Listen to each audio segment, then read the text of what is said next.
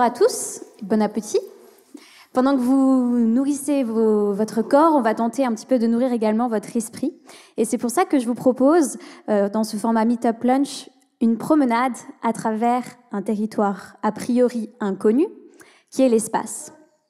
Je souhaitais d'abord me présenter rapidement, même si Zelda vient de le faire. Pourquoi est-ce que vous devriez croire tout ce que je vais vous dire pendant les 15 prochaines minutes ? Eh bien, je suis étudiante à l'EPFL en management des technologies spatiales et entrepreneuriat, avec donc cette spécialisation dans les technologies spatiales. Et je suis actuellement en train de faire ma thèse de master avec l'Agence spatiale européenne à Rome, une spécialisation dans l'observation de la Terre. Et à côté, je me définis comme influenceuse scientifique. Cela signifie que j'essaie vraiment de créer un pont entre la société et l'essence du spatial. Et je fais ça à travers de nombreuses initiatives, comme par exemple des associations ou des projets que j'ai pu créer, ou une chaîne YouTube, des réseaux sociaux, etc. Une présentation comme celle d'aujourd'hui. Donc commençons notre promenade. Et comme toute histoire a son commencement, où est notre commencement ? Quand est-ce que commence l'espace ? C'est une question que l'on se pose encore, qui est très très débattue. La définition officielle de l'espace, actuellement, est à 100 km d'altitude au-dessus de notre tête. Ce qu'on appelle la ligne de Kármán. Maintenant, je dis que cette définition, elle est très débattue, parce que je pense que vous avez vu dans les actualités un nouveau phénomène qui s'appelle le tourisme spatial. Des entreprises comme SpaceX, Blue Origin ou Virgin Galactic, qui souhaitent devenir des lanceurs pour permettre à des astronautes privés, a priori peut-être un jour des gens comme vous et moi, mais aujourd'hui pas vraiment des gens comme vous et moi, d'atteindre l'espace. Et certaines entreprises n'atteignent pas cette définition de 100 km/h, et donc ils essayent un petit peu de voir comment est-ce qu'on pourrait redéfinir cette définition, qui serait a priori pas vraiment basée sur des faits scientifiques, donc la question qu'on se pose est légitime. Un petit détour pour vous expliquer un peu plus de ce tourisme spatial, parce que je pense que vous en entendez beaucoup parler. Aujourd'hui, il y a 3 types de tourisme spatial. Le tourisme, ce qu'on appelle suborbital, vous prenez une fusée, vous montez, vous êtes quelques minutes en apesanteur et vous redescendez, qui est opéré par Blue Origin ou Virgin Galactic. Le tourisme orbital, où là, vous allez vraiment aller en orbite autour de la Terre, puis redescendre, donc vraiment faire quelques tours autour de la Terre, qui est opéré par SpaceX, et aussi la Station spatiale internationale, qui est donc à 400 km au-dessus de nous, qui a à son bord des astronautes des agences spatiales, notamment européennes, et qui accueillera peut-être prochainement l'astronaute suisse qui vient d'être sélectionné par l'ESA il y a quelques mois. Et là aussi, on y voit des tourismes spatiaux. Et d'ailleurs, c'est là que le premier tourisme spatial a été en 2001. Donc ce n'est pas forcément un phénomène qui est très récent.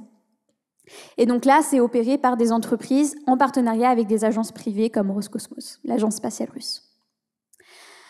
Donc, nous avons pris notre fusée, nous avons décollé, nous avons passé la ligne de Kármán, nous sommes tous officiellement astronautes. Nous nous trouvons maintenant en orbite basse, en anglais Low Earth Orbit, LEO. Et ici, qu'est-ce que l'on peut y voir ? Jusqu'à 1000 km d'altitude. On peut y voir des satellites d'observation de la Terre, donc qui observent comment notre planète, les complexités de notre planète, l'évolution du changement climatique, qui nous permettent d'analyser certaines pratiques comme l'agriculture ou la sécurité maritime, avec des applications directement pour notre société. On a également la Station spatiale internationale, comme je viens de vous en parler, et également des débris spatiaux. Je souhaite vous mentionner les débris spatiaux parce que c'est un sujet dont on parle énormément en Suisse. On a des entreprises, des centres de recherche qui travaillent à ce challenge-là. À ce jour, on a environ 7500, 8000 satellites dans l'espace. Et on a plus de 20 000 débris qui sont plus gros que la taille d'une pièce de 1 franc. Donc on a plus de débris, de saleté dans l'espace que de satellites opérationnels. Parce que quand on a commencé à lancer des satellites, en 1957, avec le premier satellite qui a été envoyé par l'Union soviétique, on n'a pas vraiment réfléchi à ce que ces satellites allaient devenir une fois qu'ils étaient non opérationnels. Donc on les laissait là-haut. Et puis ils sont rentrés en collision les uns contre les autres. Et puis ils ont créé de plus en plus de débris. Et donc ça a créé un challenge qui maintenant, si on n'agit pas, peut-être un jour on n'aura même plus accès à cet espace. Il y a aussi en dehors de tous ces satellites dont on vient de parler, ces débris, une nouvelle population à ces altitudes. Une nouvelle population d'acteurs privés. Donc il n'y a pas que le tourisme spatial, il y a aussi maintenant des entreprises qui font de l'observation de la Terre, qui font de la télécommunication. Et pourquoi est-ce que ces acteurs, ils arrivent aujourd'hui?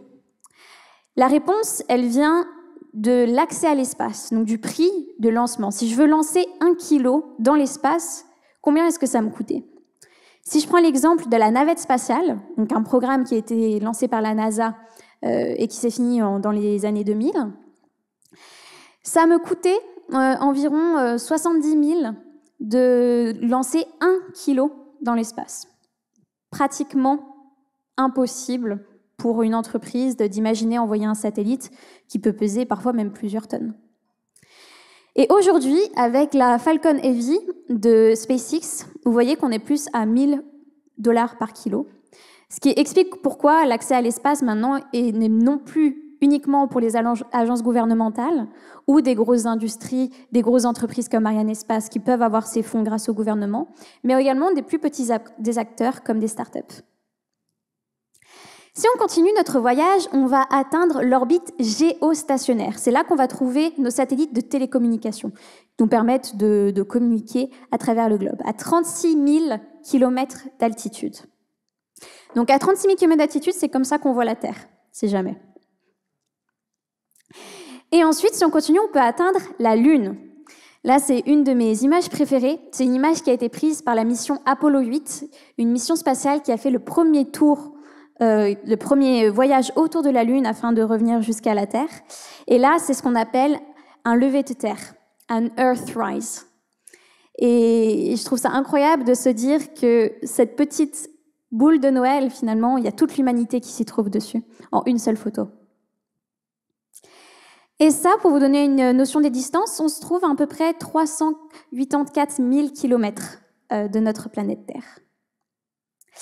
Au passage, on peut dire un petit bonjour au James Webb Space Telescope. Si vous n'avez pas entendu parler, c'est un satellite qui a été envoyé il y a 1 an pour Noël et qui a pour but de découvrir les mystères de notre univers. Et ce satellite se trouve au point Lagrange L2, à 1,5 million de kilomètres.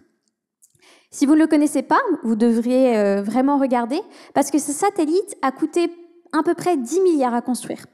Donc autant vous dire que dans les impôts que vous avez payés, vous avez tous contribué à ce que ce satellite puisse être lancé et nous ramener des images comme celle-ci aujourd'hui. Ici, c'est la nébuleuse de la Carène, qui est un endroit dans l'univers où les étoiles, comme notre Soleil, se forment.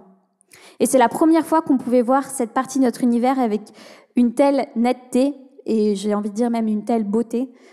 Et ce satellite, ce James Webb Space Telescope, nous permet de recevoir des images comme ça assez régulièrement et d'en apprendre plus sur les beautés de notre univers. Si on continue, on peut même arriver jusqu'à Mars. Mars, donc notre plus proche voisine, qui se trouve quand même à 228 millions de kilomètres de la planète Terre. Donc c'est déjà un sacré voyage, il nous faudrait plusieurs mois pour y arriver. Et on peut même faire un petit coucou, si vous voyez ici, à l'hélicoptère Ingenuity, qui est le premier hélicoptère à avoir volé sur Mars, dont notamment les moteurs qui lui ont permis de décoller ont été fabriqués ici en Suisse. Comment pouvons-nous maintenant aller encore plus loin? Mars, c'est la destination la plus lointaine que nous avons actuellement, mais comment est-ce qu'on pourrait atteindre d'autres astres? Eh bien, la vérité, c'est que c'est vraiment difficile. Pour arriver jusqu'à Mars, ça nous prendrait au mieux quelques mois, mais pour aller sur d'autres planètes, même en dehors de notre système solaire, actuellement, avec nos technologies, c'est carrément impossible. Donc la seule manière qu'on a, c'est d'envoyer des satellites qui nous permettent de voir encore plus loin.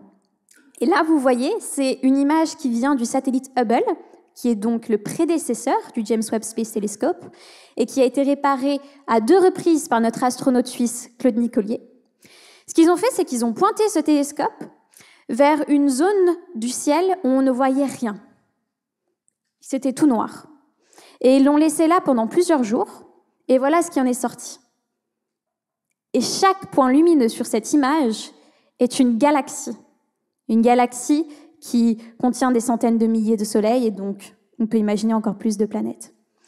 Sauf certains points, vous pouvez voir avec la diffraction, où là, c'est des étoiles, ce ne sont pas des galaxies. Un autre phénomène qui est intéressant en astronomie, en astrophysique, c'est que quand on regarde loin dans l'espace, en vérité, on regarde dans le passé. Parce que la lumière a une vitesse finie, donc le temps que la lumière arrive jusqu'à votre œil, l'objet que l'on regarde a dû évoluer. Donc, quand vous regardez parfois le ciel, si ça se trouve, certaines étoiles que vous voyez n'existent plus. Parce que vous percevez uniquement la lumière qui a pris peut-être des années à arriver jusqu'à nous. Et donc, en regardant le plus loin possible avec nos télescopes, on peut remonter jusqu'à l'origine de l'univers, qui s'est déroulé il y a 13,7 milliards d'années. Et quand on regarde assez loin, on tombe sur ça. Peu importe où vous regardez dans le ciel, vous tombez sur ce fond diffus cosmologique, qui est pour moi ce qui m'a converti, entre guillemets, au milieu du spatial. Quand je suis tombée sur cette image, je ne me suis pas vue faire quelque chose d'autre dans ma vie. C'est la première image, juste après le Big Bang, là où finalement les photons ont été créés, qui nous montre la différence entre maintenant et aujourd'hui. Vous voyez, les différentes couleurs sont des gradients de température, qui sont quand même minimes. Et à partir de là, des galaxies, des étoiles, des planètes et la vie ont été créées. Donc après cette promenade relativement courte à travers l'univers, qu'est-ce qu'il faut en retenir ? Quand on m'a demandé de parler pour cette présentation, j'ai compris que le sujet était de découvrir ou de la conquête de territoires inconnus. J'étais curieuse et donc je suis allée voir sur le Larousse la définition de territoire. Et j'ai trouvé que c'était un espace relativement bien délimité, que quelqu'un s'attribue et sur lequel il veut garder toute autorité. Et mon message que je vais vous faire passer, la réflexion que je vais vous donner ce midi, c'est est-ce que l'espace, c'est vraiment un territoire ? Est-ce qu'on peut vraiment s'attribuer l'espace ? Est-ce qu'il nous appartient ? Moi, je ne pense pas. Je ne pense pas que l'espace est un territoire à conquérir. L'espace est un environnement à découvrir et à explorer avec respect. Donc, ce que je voudrais vous faire tirer de tout ça, c'est qu'il faut qu'on protège notre belle planète, qu'on l'explore respectueusement main dans la main, parce qu'elle nous appartient à tous, comme l'espace, à tous et toutes. Profitons des apports positifs pour la société et l'économie que parfois l'exploitation de l'espace peut nous donner. Et surtout, faisons passer le mot parce que ça nous concerne tous. Merci à tous. Si jamais vous voulez me suivre, n'hésitez pas.